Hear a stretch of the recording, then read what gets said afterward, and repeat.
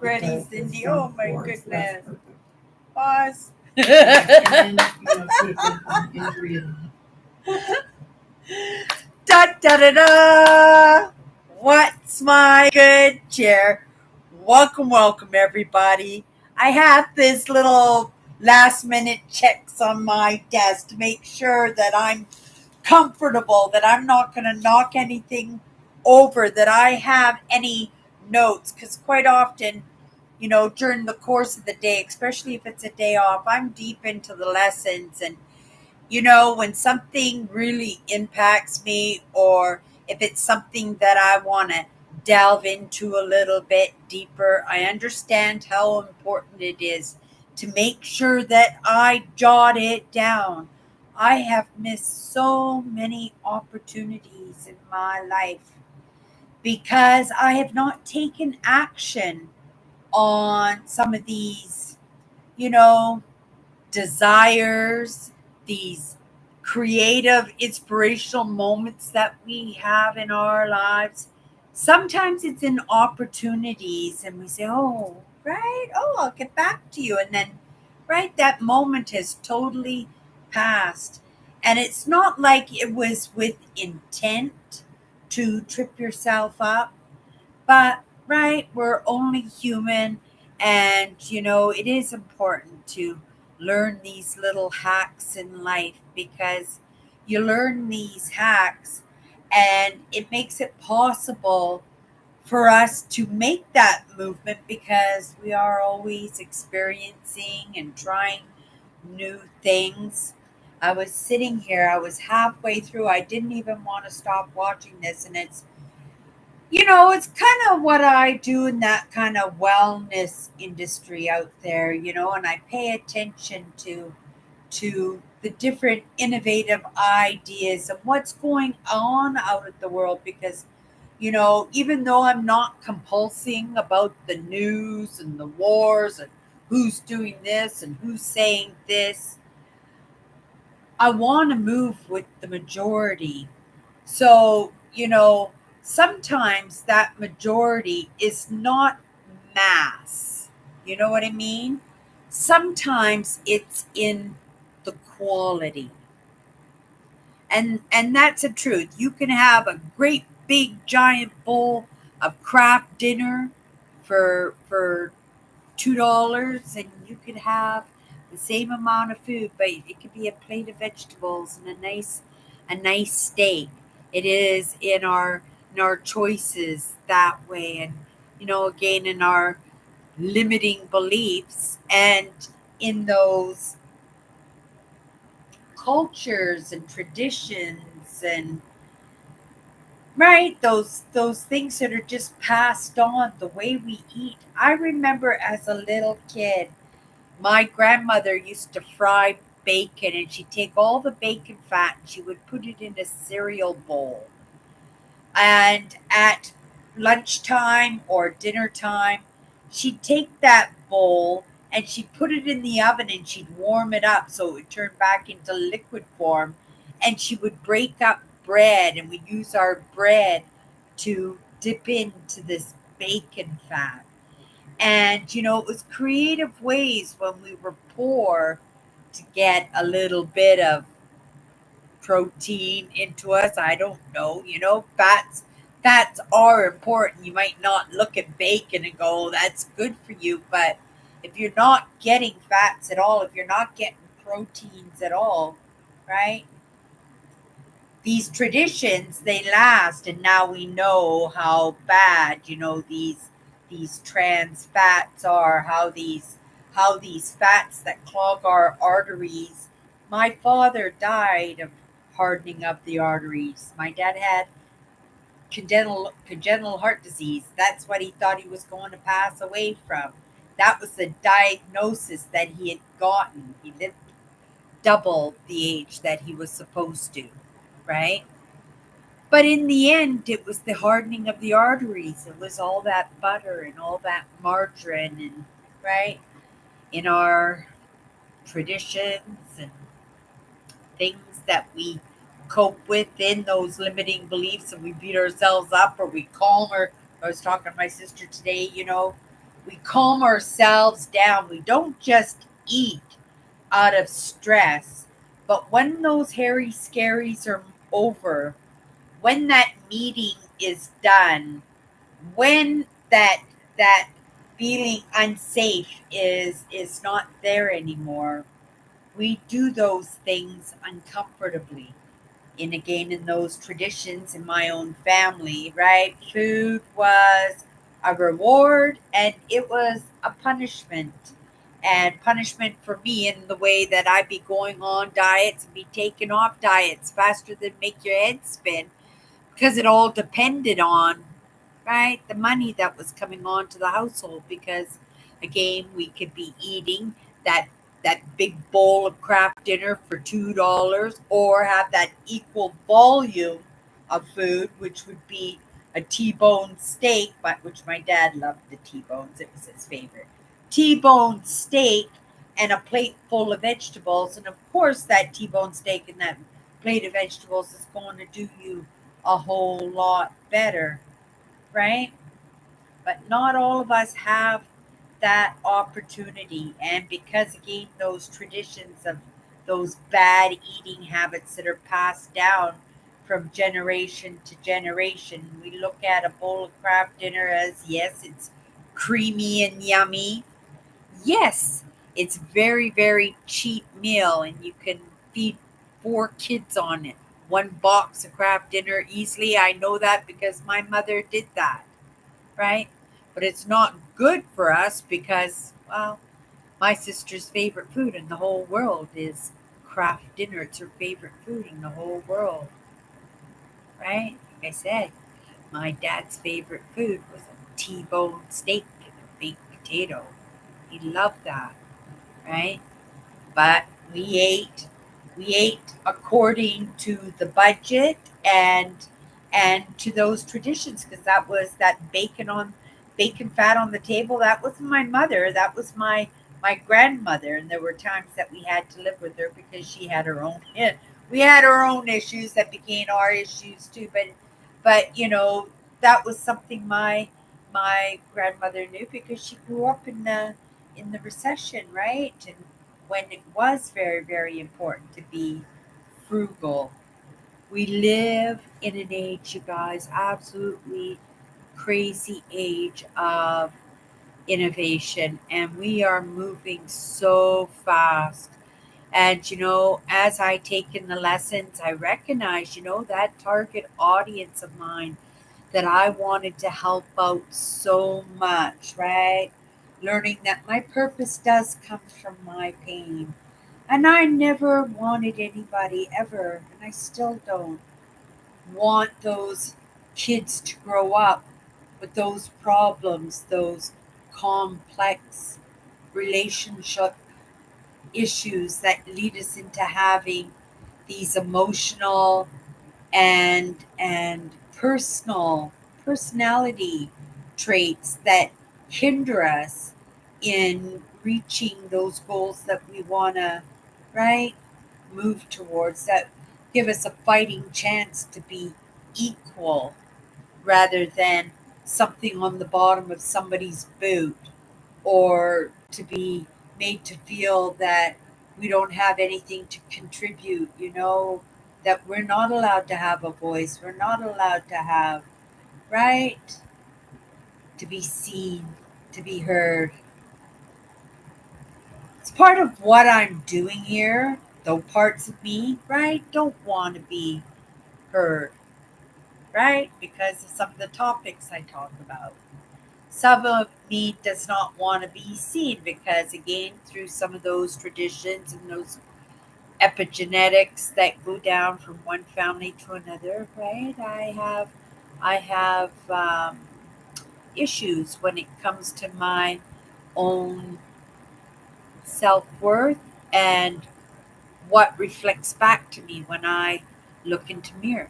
That's on me. But that's what these lessons are for, so that I can help overcome some of these limiting beliefs that might make me reach for a pink ice donut when I'm stressed, or reach for a T-bone steak and a plate full of vegetables.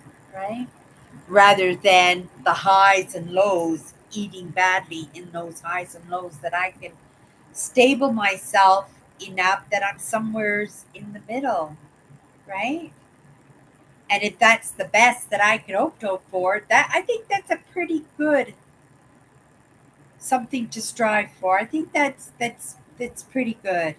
And again, I do believe it's untangling those wires and understanding a little bit, but also understanding a little bit makes me recognize that, maybe my target audience has changed. I still do want to help the kids who are having those issues, and there's lots of problems when it comes to those complex relationships that we have in our lives that impact us so much that it can put us in a standstill in a second, in a breath, in a voice, in a tone, in a look, right? And also at the same time feed us to want to do more or be more, right? And working with empaths and highly sensitives, right? That's my target audience in helping us overcome ourselves, right? Right. And it's not like there's something to blame there, that they're broken. Like, we all know there are a lot of gifts in being empathic, right? We're here right now specifically because of our sensitivity and our hypervigilance. But we have every right to carve out a life for ourselves, each one of us. And I stepped into a conversation today, and they were talking about how Elon Musk and Donald Trump, and I really have a thing for. I think he'll make an amazing president, and I think his son will make an amazing president. But then I bumped into a conversation where they wanted to Elon Musk and Donald Trump have a meeting because they were concerned about the woke generation. Well, you know, it's happening. Yes, if you want to discuss about what's happening, what can we do to help in that? Perfect. But right in that idea of keeping us in our place, keeping us trapped in those traditions, and making us think that we can't move away from something that doesn't sit well for us, or experiment in things that might, right, create a more middle life for ourselves, so that we don't feel those spikes and those lows all the time. I've been under a lot of stress for a big part of my life. I walked home today from my sister's. She insisted driving me home. I said, "No, it's a beautiful night. I'm gonna walk home." Right? As long as I have the right footwear on, right? It doesn't bother me because it's low impact exercise, but it makes me feel healthy emotionally, physically, and definitely mentally, right? And that's good for me because I'm keeping that movement going. I'm not letting myself stiffen up in either of those facets. But what I was going to say about the target audience, before we move into our powerful word, I just have to get the book here, you guys. Okay, let's see. I did it again. I keep. I'm just gonna move that mouse away. Let me have a sip of my coffee. Hello, everybody. Um, I don't know where that's coming from, but it's coming from somewheres, right? So we're just gonna fly with that. I just got the book here. We're gonna hit a powerful word. I'm gonna talk a minute just to see if whatever I was yapping about will dissipate, or if we'll just be back on it.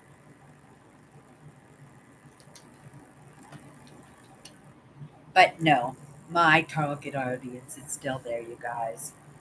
I always thought, when I thought I was going to come in and I was going to help in understanding emotions and help untangle those wires between the human and the soul, because they get tangled. Like a lot of those issues I had, I don't believe they were human part. They were issues that belonged to something else, right? But at the same time, because we feed on it emotionally and because we're not going to let those other parts of us bear it alone, kind of bear it ourselves. At least we do. But I would assume that those other parts of us were struggling in it too, right?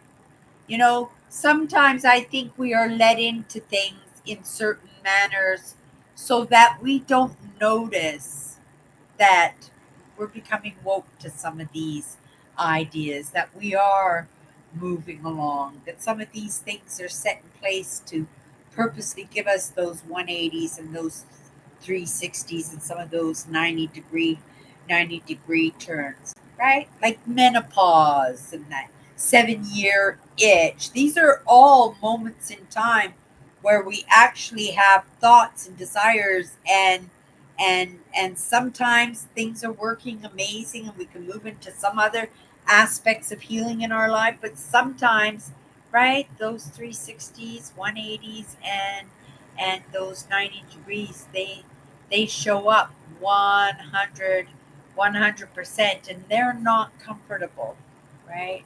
So I've kind of learned to try to just stay a couple of steps ahead if I possibly can, so that I can make a slight turn, a slight 45-degree turn if I have to, without being jerked into a totally different reality, which is again not fun, which can be scary, heartbreaking, devastating, totally out of the blue, and throwing us in a loop that might take us, right?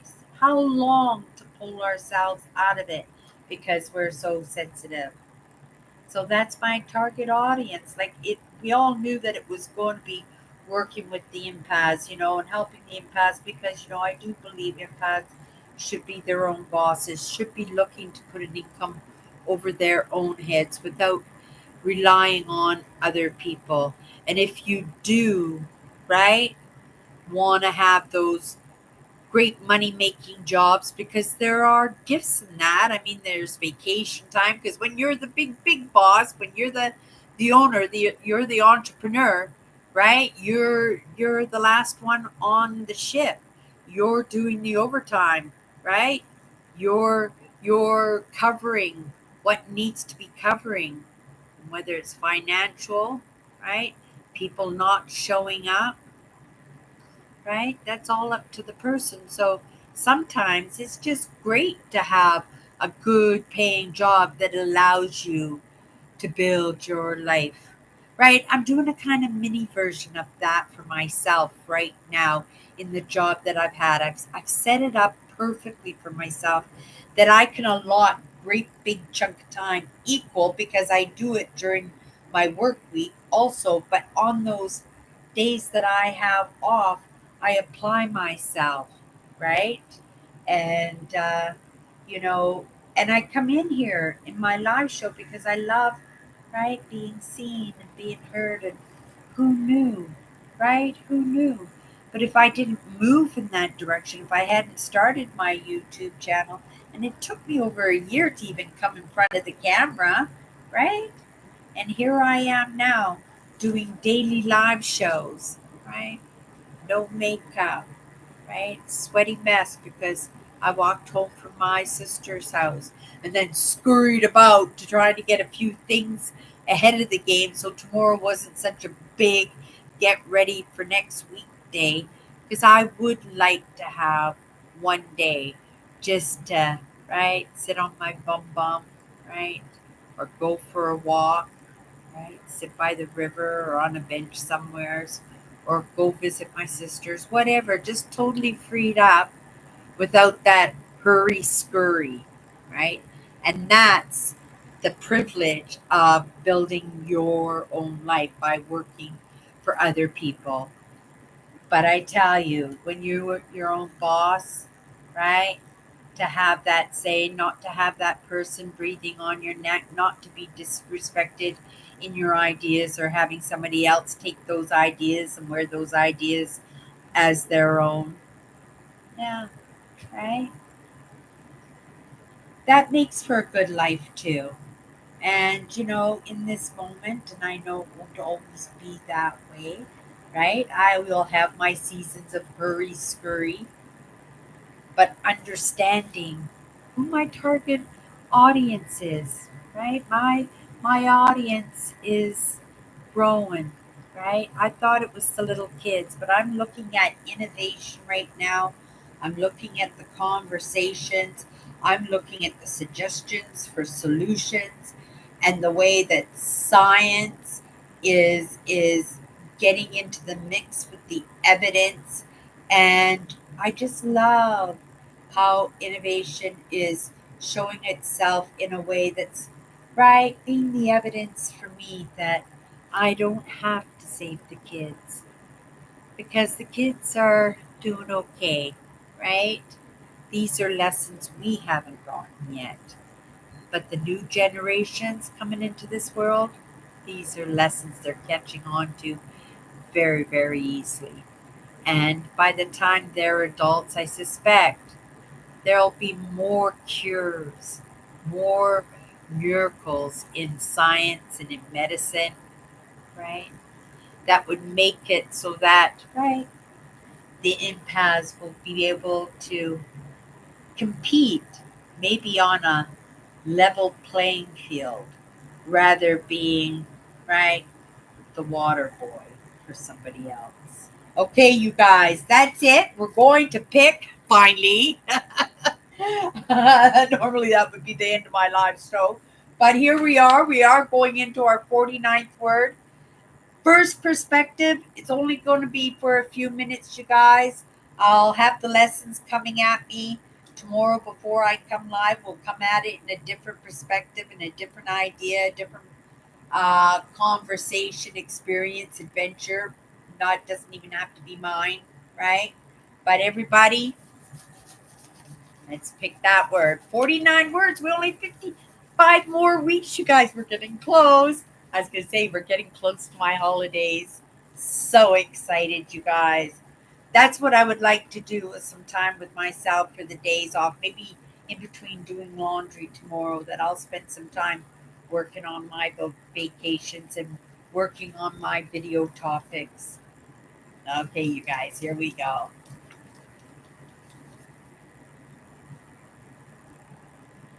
Wow, we got a fantastic word.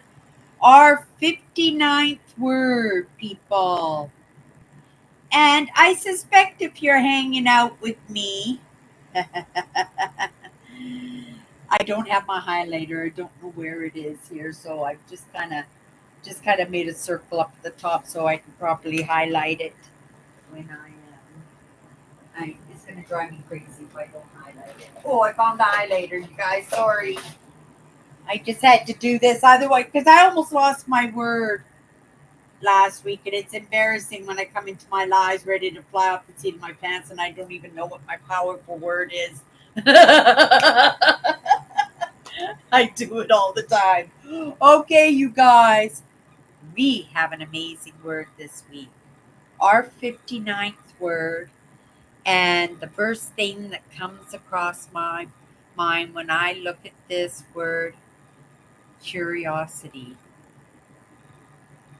We got this word curiosity, and it's funny because we talked a little bit about it last week about how those things, those questions that we have growing up, those interests, those like when I wanted to be an archaeologist, and I was so interested, and I would delve into books, and I would watch TV documentaries with my dad on dinosaurs. I so wanted to be an archaeologist, right? But this is actually a good lesson when it comes to curiosity. I loved archaeology. It never left my life. It changed, right? Because I remember as a teenager, I was all about Tutankhamun. I wanted to be an archaeologist, you guys. I wanted to travel to Egypt and dig things out of the sand. Can you imagine Cindy, right? Outside at 45 degrees, 50 degrees Celsius. Oh my goodness. I would It's just not my thing, you guys. I have too much Neanderthal. I have too much Neanderthal in me. I just love that cold weather, right? You can always put on more clothes, but there's only a certain amount of clothes that you can take off. And I suspect, as we move forward, and I don't know what people, because they look at the cold places in the world, I don't know if everybody realizes we're actually warming up, right? The world is warming. We're in global warming, but part of that global warming is not from mankind and the chemicals and the smokestacks and all that stuff, right? We are naturally, it's a cycle in the way the world does its movement forward, right? So when it comes to curiosity, when I was a kid, just loving archaeology, but as the limiting beliefs set in and really rooted itself into my system. I really lost faith in myself. I didn't have much in the way of self worth. And it was in those teenage years, when your hormones are going and you're thinking about boys and Donny Osmond and the Bay City Rollers, right? Right. And these are crucial times in your life, and they mold you even as a young adult, right? We pick things up, they feed off of those problems that we picked up along the way as kids, those lack of self-worth, right? Sometimes it's not the symptoms that are the problem, right? Sometimes the symptom is only that, hey, right? Look at this problem. It's just a symptom, and we don't even look at the problem of things. And that's why I'm watching a video tonight, 4 hours long. I was so tired tonight when I got home from my walk. I just like sat in my chair and I turned this video on, and just I was just woo. It was so good. Like I said, I left it right to the very last minute to come and do my live tonight because, this was so enlightening to me, right? And still, as there's just a couple more hours to go, definitely not doing them tonight. I'll be doing them tomorrow. But this idea of curiosity, and I let my problems kind of stunt me in that growth. And that growth was the educational part of it. I became more connected with Mother Nature and getting out to the parks and having fun and making friends. And again, Bay City Rollers and Donny Osmond and trying to make myself skinny when I was obese and trying to make myself fit in with the cool kids, which I wanted so badly. I wanted to be one of the cool kids, but just looking at me, you just say geek, right? And that was okay. I don't care for those judgments because those are judging somebody from the outside and not the inside. And if we haven't even had a conversation yet, who are you to judge who I am? Right?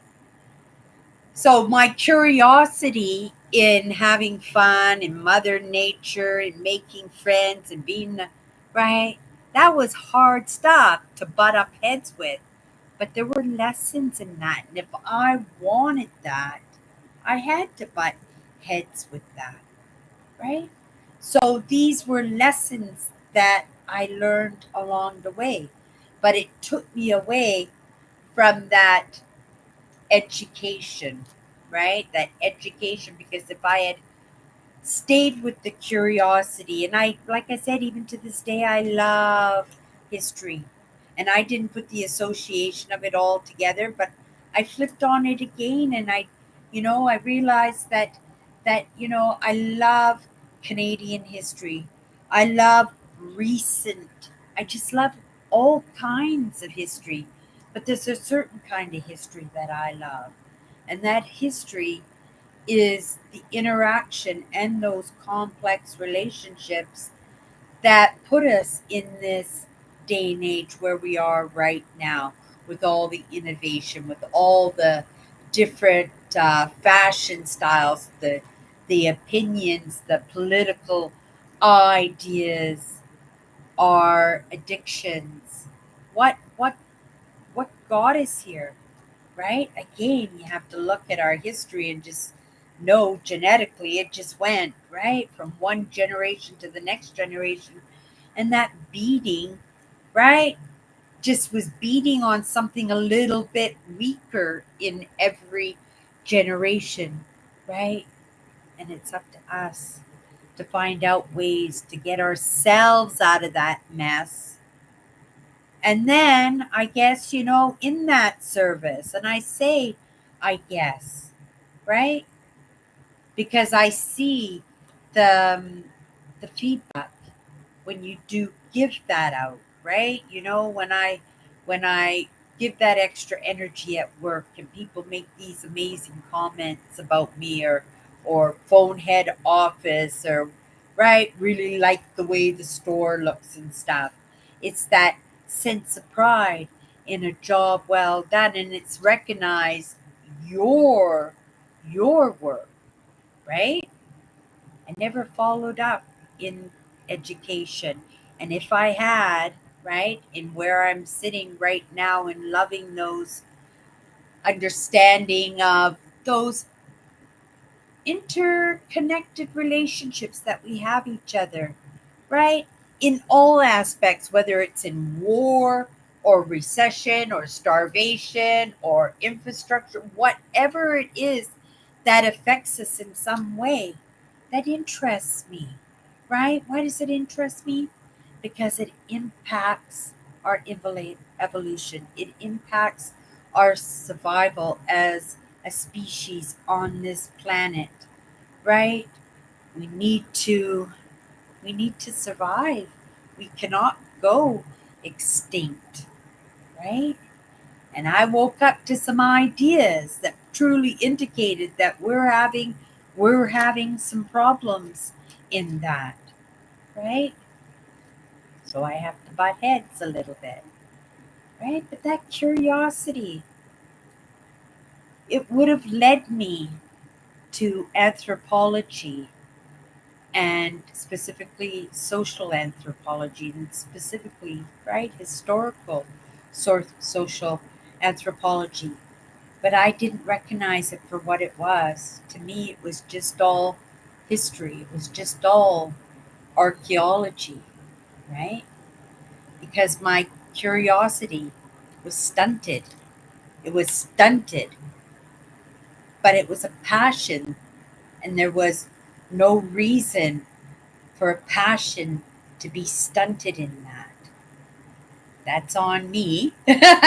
That's on me, but that's also passed down from one generation to the next, and in some good mentorship, right? And like I said, these next generations coming into the world, they're going to be a different species altogether. And so I think it's as adults, the ones who lived it, who didn't get that opportunity to have, right, no bullying campaigns, or to have orange t shirt day, or to be able to express themselves as the sexual beings that they want to be, right? So the world is expanding that way, and it takes all kinds to make the world, right? But it also makes for us to make some really good, deep, intelligent choices in what we want for ourselves. And then, at the same time, how can we make that work for others? How can we pass that along, right? And I don't want to pass along butting head. I'm not a butting head kind of person, right? It happens, right? But that's not the way I want to live. I'm not quite sure if it's a healthy way. My marriage failed, and me and my husband never had one argument in the entire 8 years that we were together, right? So I don't know. It's food for thought there, when it comes to curiosity. What are you thinking about in the moment? drawing your attention away.